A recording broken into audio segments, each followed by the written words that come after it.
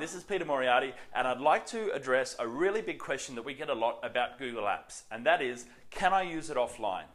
Now, Google Apps is a cloud-based service, which means primarily it's based in your browser. What does that mean when you don't have a connection to the internet? Do you have staff that are maybe out on the road? Or do you have a director of a company or another member of staff who maybe needs to fly and they don't have Wi-Fi on the plane? Google Apps has a number of different offline modes that you can utilize when you're not connected to the internet.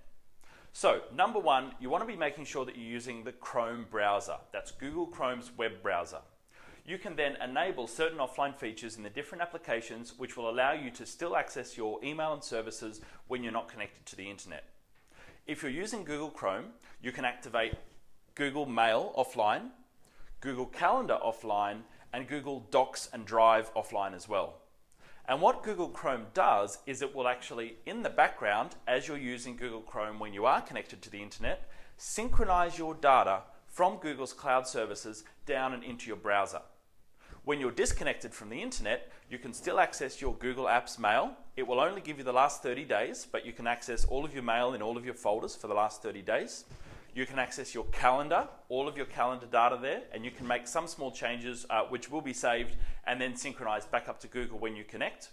And you can also, thankfully, access your Google Drive documents as well, which includes your Google documents too. So even the web browser-based documents that are stored in Google Drive, you can still access and edit when you're offline.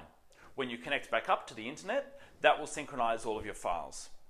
Now, if you're using Google Drive like a Dropbox and you've downloaded the Google Drive application to your desktop, that means that your Mac or your PC will have access to all of the files in your Google Drive locally stored on your computer as well.